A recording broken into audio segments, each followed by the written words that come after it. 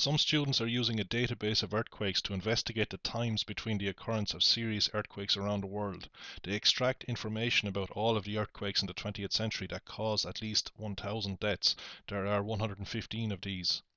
The students wonder whether there are any patterns in the timing of these earthquakes, so they look at the number of days between each successive pair of these earthquakes.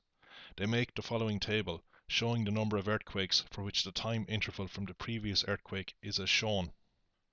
We can imagine a timeline for the 20th century. That is a line running from the year 1900 to the year 2000. So there are going to be 115 marks on this timeline to correspond to 115 earthquakes that caused at least 1,000 deaths. So these are major earthquakes. So what is the meaning of this first column here? We have 31 earthquakes whose time and days from a previous earthquake is anything from 0 to 100 days. So suppose that this point here is one of those 31 earthquakes. It means that there are anything from 0 to 100 days to an earthquake previous to this earthquake. So the first earthquake previous to this earthquake might be here. But the distance in time between them is anything from 0 to 100 days. So the maximum distance here, separation in time, is 100 days. The minimum is, well, 0 days or 1 day maybe.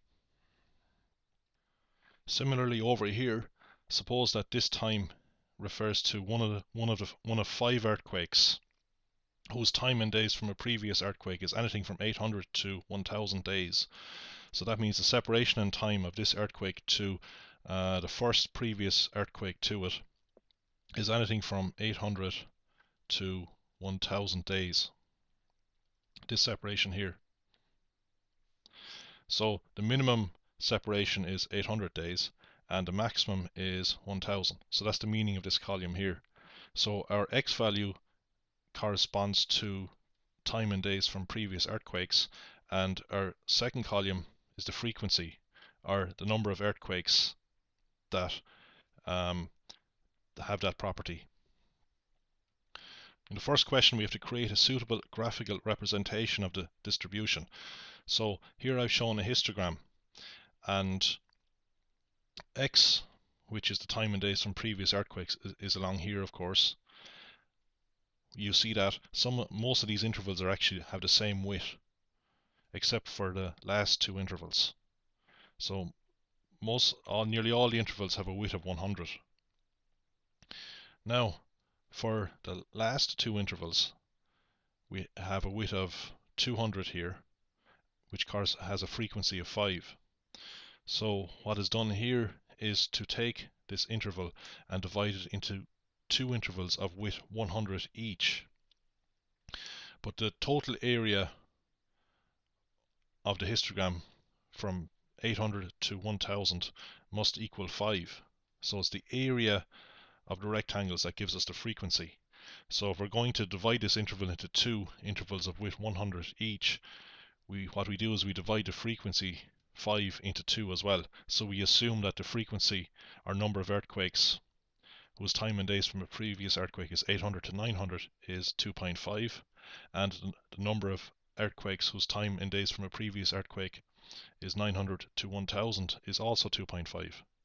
So that's what we assume. Of course, that might not be true, but we're just giving estimates. Now, for the last interval, its width is 300. So what I want to make all the widths the same, what we have here is an interval that has to be divided by 3. So we divide the corresponding frequency by 3. So each of these rectangles have areas of 1. So that ensures that the total area from 1000 to 1300 is 3. Now the first rectangle has an area of 31, so I just write 31 inside it. So the area is the frequency. Actually, on this scale here, a small square has an area of 2, so it represents 2 earthquakes. So if we want 31 earthquakes, we would have to have 31 divided by 2, which is 15 15 and a half small squares, 15 and a half of these, because 15 and a half times 2 is 31. Part 2. Describe the distribution. Your description should refer to the shape of the distribution and should include an estimate of the median. Well, the distribution refers to the histogram, of course. It's how the number of earthquakes are distributed for different time intervals. You can see that this distribution or histogram is skewed to the right. You can see that it tails off to the right. Its tail is at the right. Or we could say it has positive skewness. How do we get the median? Now, by median, we mean the median time in days from a previous earthquake. I've explained this in other videos. What you have to do is get the total area underneath this distribution, the total area of the histogram, and divide that total area by 2. Now, we were given in the question that there are 115 of these earthquakes, so the total area, that's the sum of this row here, is 115. So we don't have to go adding up all of these numbers. So we take 115 and divide it by 2. That gives us 57.5. The next step is to, starting from the left, or the right actually, it doesn't matter, we want to sum up our rectangles until we get this area of 57.5. So let's look at the first two rectangles. It's 31 plus 24. 31 plus 24 is 55. So we've nearly got as far as the median. So that's from the first two rectangles. Gives us an area of 55.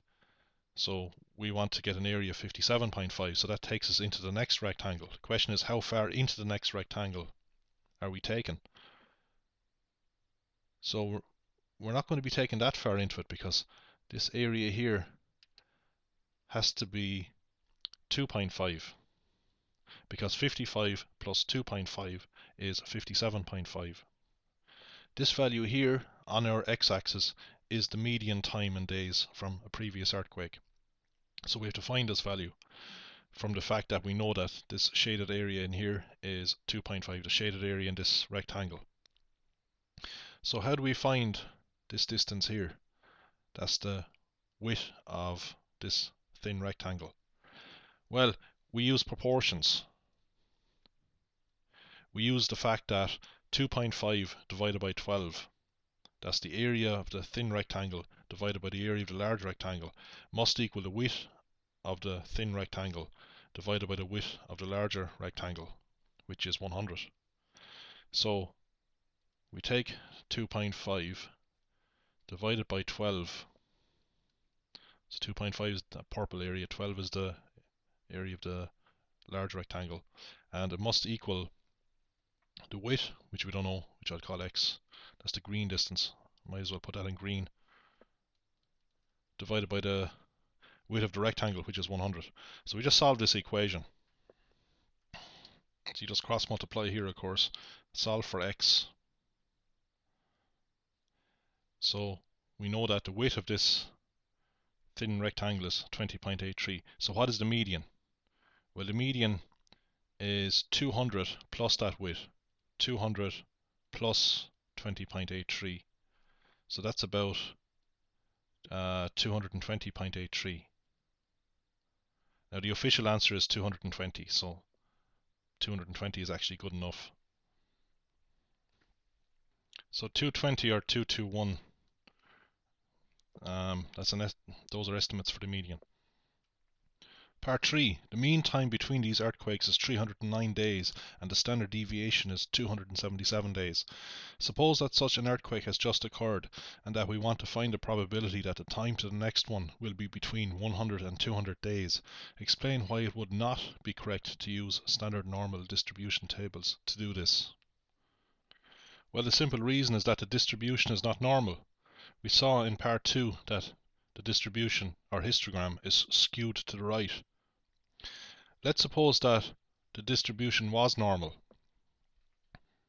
If the histogram or the distribution was normal, this is what it would look like. we our histogram would be symmetrical with relatively few earthquakes whose time in days from a previous earthquake is 0 to 100. That number would be represented by the area of this rectangle here. And relatively few earthquakes would have the property that the time in days from a previous earthquake is between 1000 and 1300 days. So that would be at this end of the distribution. So we'd have a small frequency at both ends, and we'd have a large number of values in the center. That would be the situation for modeling our histogram by a normal distribution. If that was the case, we could imagine fitting a normal distribution curve to it, whose mean is 309 and whose standard deviation is 277. So mu would be 309, sigma would be 277. And if we wanted to answer this question, we'd have to locate 100 and 200 on our x-axis. 100 and 200, and get the area under the curve between those two values. This area here, that's under the curve between 100 and 200. That's how we'd answer this question. And I've explained how to do that in other videos. We'd have to standardize these values using the formula z equals x minus mu divided by sigma, and then go to tables and so on. So I won't go through that. Anyway, this is just all academic because our distribution is not normal. Based on the information presented in this question so far, what is the best estimate for the probability described in part 3 above? Explain your reasoning. So we want to find the probability that the time to the next earthquake will be between 100 and 200 days. So an earthquake has just occurred. So what we want to do is get the count or frequency of earthquakes whose time from the previous earthquake is between 100 and 200 days. That number is 24. So there are 24 such earthquakes which have that property. We want to get that 24 as a fraction of the total number of earthquakes. The total number of earthquakes, as we saw, is 115. That's given in the question. So we just take 24 and divide it by 115. Get that fraction. That's our answer. This probability is approximately 0.2. We could even imagine constructing a probability distribution from our histogram, where the areas of each rectangle are not given by the frequencies, but instead by the relative frequencies. So, for example, the area of this rectangle here is not 24, where 24 is the frequency, but the relative frequency, which is got by putting the frequency of 24 over the total frequency of 115, and we get 0.2. We could do that for all of the rectangles.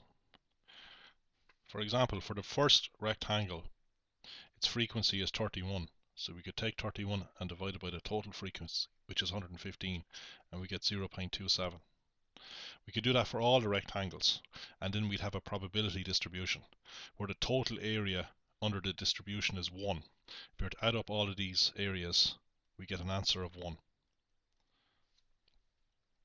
Why would we get an answer of 1? Because if we add 31 over 115 plus 24 over 115 plus 12 over 115 all the way up to 5 over 115 plus 3 over 115, we'd end up adding up those fractions would be like adding up all these numbers here, which gives us 115. So we'd have 115 divided by 115, which is 1. So that's the idea of a probability distribution. The total area under it is 1. Well, that's just a digression. So the best estimate of our probability for question 4 is that the probability is best reflected by the proportion of values in this interval, which is 24, out of the total number of values, which is 115. Since we're not modeling this distribution by any known distribution, it doesn't fit a normal distribution, so we're not going to model it by that, so we just use proportions. Part 5. As stated at the beginning, the students chose to analyze earthquake timings by looking at the time intervals between the occurrences of a particular type of earthquake. Suggest a different way that they could have looked at the data in the database in order to try to find patterns in the timing of earthquakes. So the way the students grouped earthquakes was by how far away a particular earthquake is from a previous earthquake, how far away in time, what the time interval was. So you can see we have a lot of earthquakes that are close together, 31 earthquakes, compared to only very few which are far apart. 3 earthquakes have time and days from a previous earthquake of 1000 to 1300, so it was heavily skewed to the right. Now, a different approach they could have taken was to look at the number of earthquakes each year, or some other interval of time. Example, the distribution of earthquakes per decade. They could also have redefined what a serious earthquake is. So they defined a serious earthquake as an earthquake that caused at least 1,000 deaths. But that doesn't necessarily have to be a very great earthquake. It could be a weak earthquake in a very populated area. So maybe that wasn't such a good idea. Maybe it would have been better to judge the earthquakes by their magnitude. So earthquakes greater than a certain magnitude could be included in the study, and earthquakes less than that magnitude could be excluded. They could also have ignored earthquakes that occur in less populated areas, because naturally those earthquakes are, in terms of emergencies and so on, emergency reactions to human deaths, earthquakes in less populated areas are not so important. The dataset could have been broadened to include less serious earthquakes. This could result in a different pattern. So the pattern we see here could be completely changed if less serious earthquakes were included. So there's no need to assume that this pattern we see here for earthquakes that cause at least 1,000 deaths is going to be the same pattern that would occur if we, say, included all earthquakes, regardless of how many deaths were caused.